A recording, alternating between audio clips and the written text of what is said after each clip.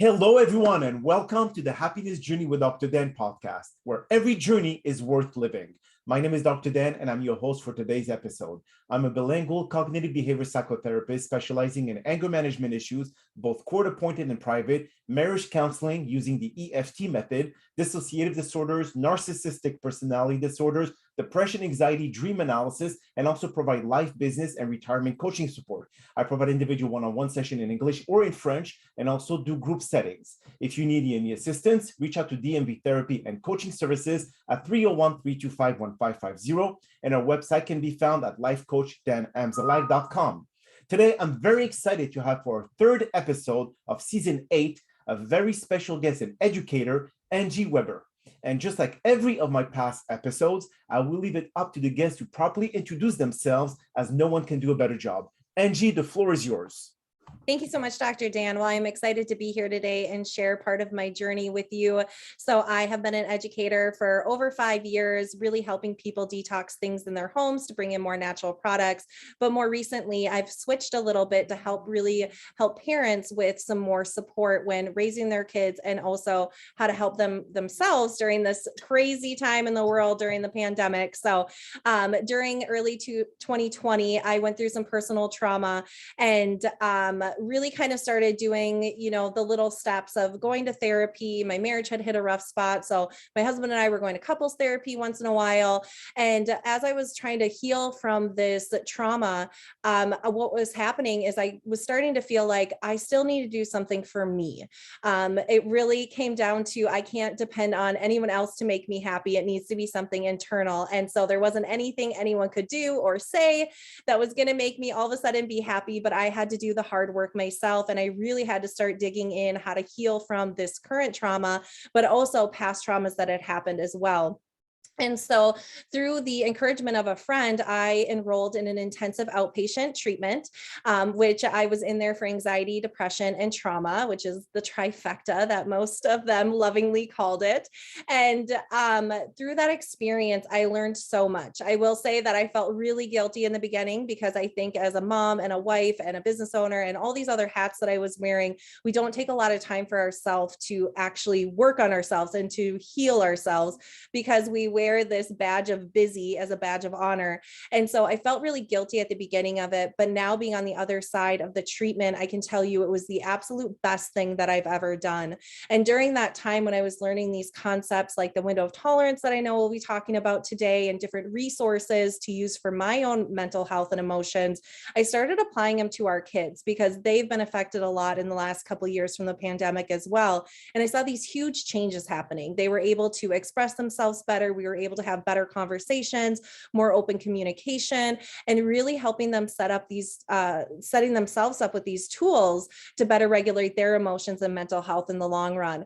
And as I started sharing more and more information with other people about what we were doing in our home, I would often hear things like, wow, I wish that I would have known this sooner, or I wish I was taught this when I was younger, or wow, that seems really great, because all I feel like I do is yell at my kids all the time. I feel like it's constant battles.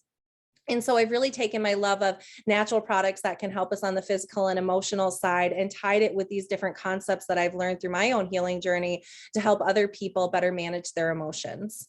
Beautiful. So explain to the listeners the process. You said some windows of what? Windows of tolerance. So window of tolerance was actually coined and developed by Dan Siegel, who's a clinical professor. And really what it is, it's being able to track where our stimulation and arousal is. And so I think a lot of times what we do is when an emotion comes up, we kind of stuff it down, because it can sometimes be uncomfortable. And so we're just like, oh, I'm getting kind of angry right now, but I don't want to be angry. So I'm going to try avoid it. And so this concept of window of tolerance is really helping us track to see where that stimulation is. So the best way that I describe it to people, and I think this is great for parents, I think it's great for younger kids if we kind of break it down in kid-like version, but also for teenagers and young adults. I think everyone can benefit from really leaning into seeing where their stimulation is. And so the best way to describe it is pretend that you're standing in front of a window. When you're standing up straight and confident in front of that window, that is kind of where our sweet spot is. This is where we thrive in life, where we can learn, where we can receive, where we can communicate, everything like that. It's our sweet spot. Now, of course, it's life. So sometimes we fluctuate a little bit. We might get a little heightened, we might get a little lowered, but we still kind of stay within that sweet spot. But there are times when we can get really activated or in hyperarousal, where we just can't calm down. And maybe this is when we're really angry or really anxious or frustrated or flustered. And so again, you kind of start really thinking about what are some different cues when I'm getting into this high activation. So for me personally, I can think of, well, my thoughts are really rapid. I feel like I can't slow down my thinking process. My leg will start going up and down if I'm sitting down, like uncontrollably. I start feeling kind of that knot in my stomach, where that's where my anxious feelings develop. And so we can start kind of tuning in to feel like, oh, wait a minute, like I'm getting into this high activation. Now, on the opposite extreme too, we can go into low activation or hypoarousal, where we're just feeling really defeated. So maybe when we're in hyper arousal, it's kind of like we're bouncing off the ceiling and we can't see out the window clearly when we're doing that. And when we're in hypoarousal, it's kind of like we're laying on the floor where we don't even have enough strength to put our head up to try see out that window. So again, and this is where I have found that I typically go when I'm getting really stressed, is I go into low activation, as I call it, or hypoarousal, where I'm feeling very heavy, where it's even hard to move my body. My thinking process is so slowed down where I can't communicate necessarily what my thoughts are. And so being able to track these different areas of activation or stimulation is really helpful, because then we see the cues and we're able to use resources to get back to that sweet spot more effectively and faster. So again, we can thrive in that area. So just like you're talking about hyper and hypo, just like thyroidism, hyperthyroid, hypo, is there any natural product that can bring you to that sweet spot? Like you're talking about naturopathy product or anything that will allow the person not to be on either both extreme of the hypo or the hypo? Yeah. So I personally think that the first step is really just starting to lean into your body and start developing, like, what are my cues that I'm getting into one of these areas, like really being conscious of it.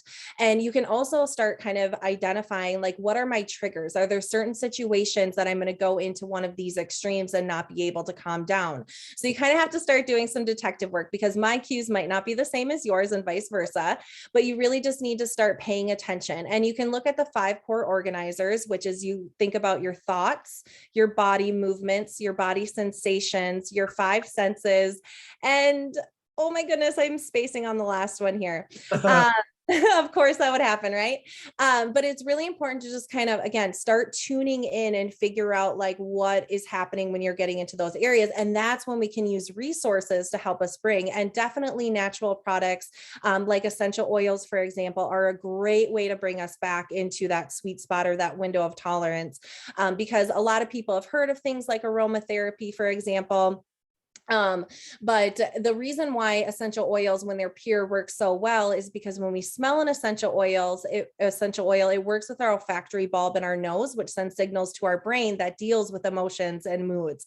And so that's why within a matter of seconds, for example, if we're feeling really down, we can smell something like wild orange and it can help kind of uplift our mood. Any citrus is going to be a great uplifter.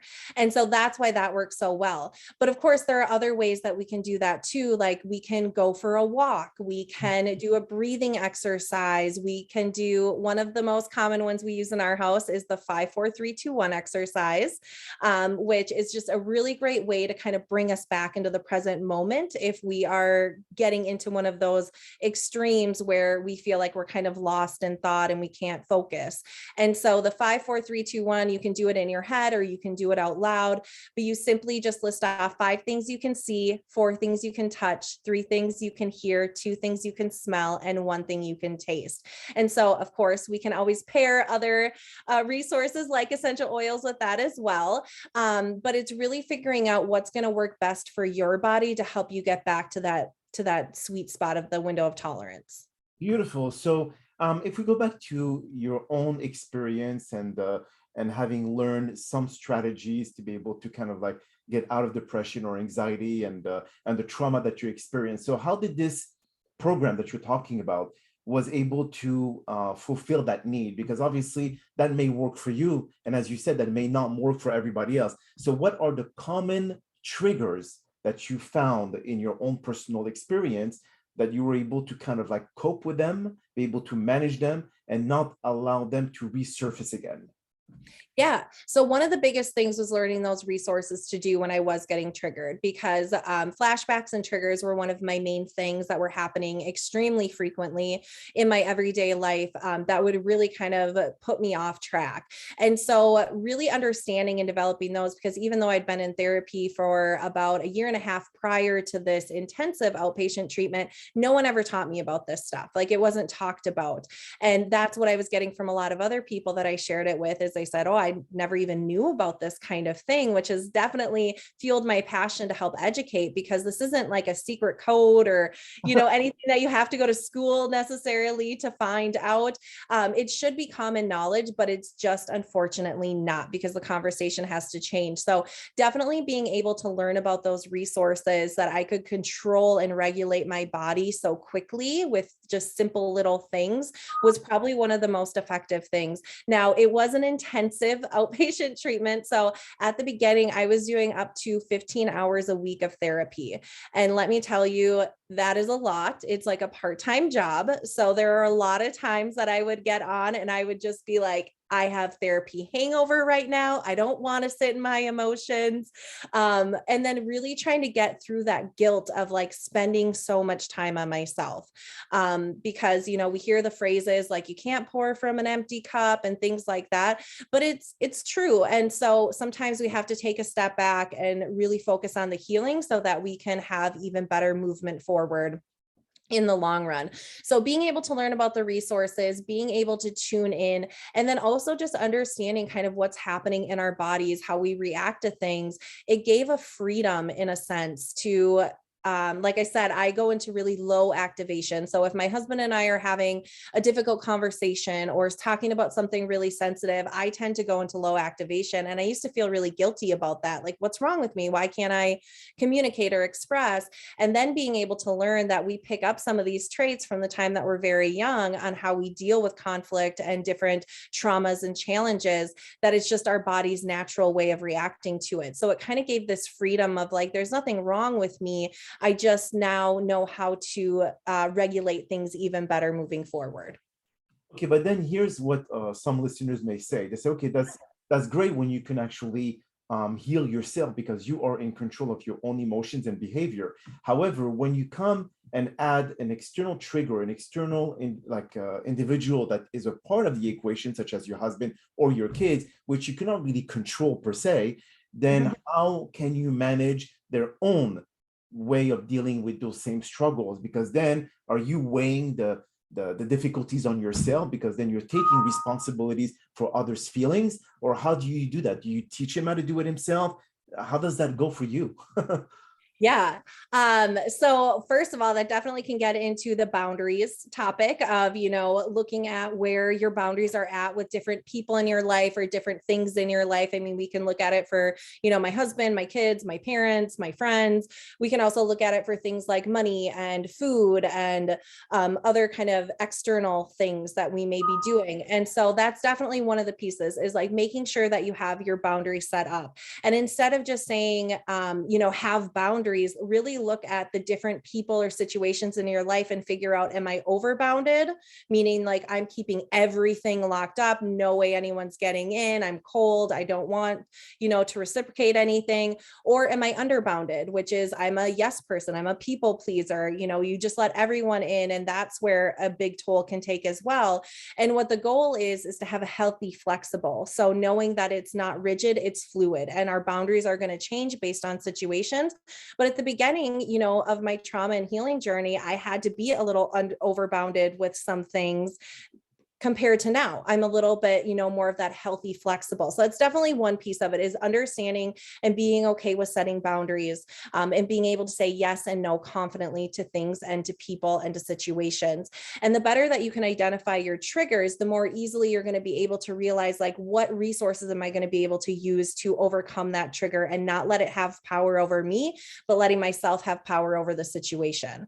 And so that's one thing. But one of the passions of mine of teaching parents and kids how to track their own their window of tolerance and using these resources is so you can have that better communication. Because I think in most times when we're talking to someone, and not everyone's going to be on the same page too, understandably. And so again, that's where we kind of have to take responsibility for ourselves and what we can do in that situation, and not necessarily take on the feelings or emotions of other people externally. And so when we're able to communicate clearly in our house of, like, you know what, I need a minute, like, I'm getting into low activation, I can't communicate with you right now what I need, is very acceptable, instead of, starting to get into an outburst of, like, why do you keep asking me? Like, stop asking me, I don't know what to tell you, kind of situation that I think a lot of us can get into. And so one of my favorite quotes that I learned through the program that I think about all the time now is, all of me with me, all of them with them. And really meaning, like, we can only be responsible for our reactions and our emotions. We can't take on the emotions and reactions of other people. And really moving forward with that mindset, so that you don't have this intense guilt of not pleasing everyone, or anything along those lines. So really starting again to lean into your body, start figuring out the cues of when you're outside your window of tolerance, and then figuring out what resources are best for you is going to help allow for better communication in all aspects of your life. Beautiful. Okay. Now, I've dealt a lot with narcissistic couples. Okay. Now, I'm sure that boundaries, they don't know the definition of boundaries. They don't know anything about how to respect others people, personal space. So is this program, or is this system fail proof, or you're going to have to tweak it and adjust it so it can work with situation of that sort? How does that work in that regard? I think you're going to have to tweak and adjust it. I can see for myself personally, like, it's always a work in progress. So we use a lot of this stuff with our kids, especially resources. And sometimes it works really beautifully. And other times, we need to kind of take a step back and say, okay, this didn't work that time. Like, what can we try next time? So I think especially with narcissism, I think that word gets thrown around a lot in today's society. And so, it's very quick to judge and say, well, this person's a narcissist, or, things like that. And so I have had someone in my life who is definitely a narcissist, and I do look at it more as a black and white thing now, where I'm like, it's just the clear-cut facts. This person has these traits, and I can set up boundaries that are healthy, flexible, that I can choose how to interact with them, how much I interact with them. And then again, if I feel like their emotions are starting, or reactions to something are starting to rub off on me, that's again when I can take a step back, track where I am in my window of tolerance, and then start using my resources accordingly. But I think you're going to find out too, that they're not going to be able to do this.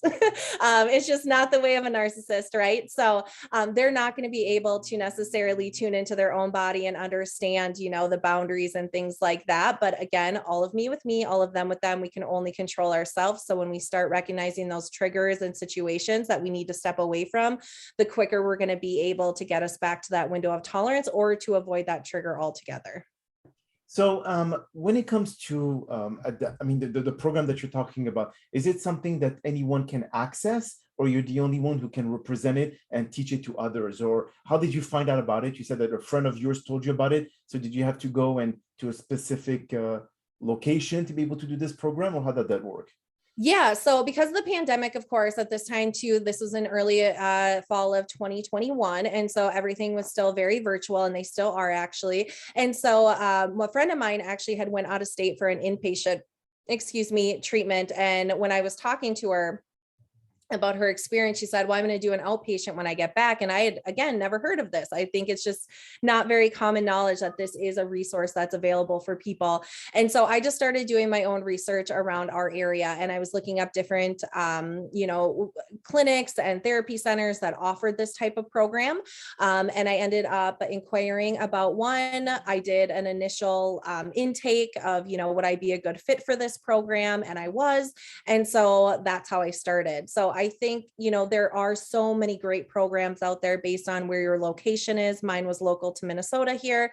But there are programs out there. And I think that a lot of people, again, just don't understand that this is an option, and it might not be an option for everyone. There could be, people who are unable to take that much time off of work to be able to really really complete the program. Because again, it's intensive. It's a lot of hours that you're putting into yourself. You're going to feel exhausted sometimes. You're going to want to quit at sometimes. But I think getting this information out there of just like, here are some building blocks that you can start on so that when you are able to see a licensed therapist or psychologist, you already have some of those basic blocks, and you can really dig into whatever your specific trauma is or your specific issue that you're looking for help. And I am not a licensed therapist or psychologist, and I always like to let people know that because I'm not pretending to be one, but I'm doing this as peer support. And one of my friends actually does own a therapy center, a couple of them here in Minnesota, and I was sharing, some of this information with her. It's like, is this okay that I'm talking about this? And she said, this is perfect because we are so overloaded as therapists and as psychiatrists and things like that in our current state of the world, that it's really hard for people to get into to us. But if, again, they're able to learn some of these basic building blocks, then we can get to work and do the hard work quickly and more effectively when we're able to see them. So is this program done in a group environment, or is it an individual one-on-one? It's both. So you do a group. So the specific way that I was in my program, we did a group session in the morning where we all kind of had a chance to share anything that we wanted to and process through it and get feedback. And then we spent the other half really working on kind of a skill, like the window of tolerance or resources or the polyvagal theory, or just, all these different kinds of things, boundaries. And then it also was required that we did individual therapy as well. So you were always getting that one-on-one, but then you got a lot of the group as well. So how did, just to finalize the last question, how did you find that this program, Angie, what did it change in you? I mean, how long did it take to really change the thing that you were struggling with to what you are now? So do you see like a transition of like 10 weeks, 20 weeks, 50 weeks before you see a change, or was it sudden for you? So I was in the program for about 4 months. It can change for everyone. There are people in there that are there for a shorter amount of time. There are people in there who are there for a longer amount of time, because no one's healing journey, unfortunately, can have a timeline on it. I know that's one thing that I wanted so bad on the start of this. I was like, okay, but like, how long? Like, when am I going to be okay again? Because I just want that timeline figured out. And so it, again, varies for everyone on their healing journey. I would say for myself, it was about 2.5 months into the program that I finally felt like I had empowerment back. Because again, wearing the hat of, mom, wife, business owner, daughter, friend, all these different things, I was feeling like I lost my identity through a lot of that. And so I finally felt like myself again. I felt like I had a purpose and a mission, and just this enlightenment of being able to use my mess into a greater message for other people. And so for me, it happened, I feel like, very quickly. Now, again, I did about 1.5 years of, healing and therapy prior to that as well. And there are still days, that I have bad days and that I have to go back to the basics and look at my notes or talk to my therapist about, this is happening. But what I really saw was a shift of, before I was having so many bad days, and then I'd have one really good day and it felt amazing. And then I would go back down and have a lot of bad days after it. And now it's completely flipped, where I have a lot of great days, but sometimes I have a bad day, and the drop is a lot steeper now, but I'm also able to bounce back a lot quicker and continue on those good days a lot faster. Okay, so how can people find you, Angie, to be able to kind of seek assistance or understand the program a little bit more? I mean, is there a way that they can reach out to you? Yeah, definitely. They can go to the parenttoolbox.info. And on that website, I have a lot of free classes that incorporate a lot of these tactics for parents and how to talk to their kids about them, and different kind of mini education pieces where they can learn about all these different kinds of things. If they're looking to get into a program like I was, for example, my recommendation is just start researching different facilities in your area, different therapy companies in your area that are able to offer an intensive outpatient treatment. But I'm always open for free consultations to kind of chat with them about what's going on with their kids right now, different tactics that they can start using in their home for their kids, different healthy, natural options to bring in. And of course, I have a lot of free downloads and free courses on my website. Beautiful. Well, listeners, you've heard it all. She's actually welcoming all of the calls that you may have to be able to get more information. But on that note, that is all the time that we have for today's podcast. And I really do appreciate you, Angie, for taking the time out of your busy schedule to join us. And thank you again for participating and inspiring our many listeners with your incredible story.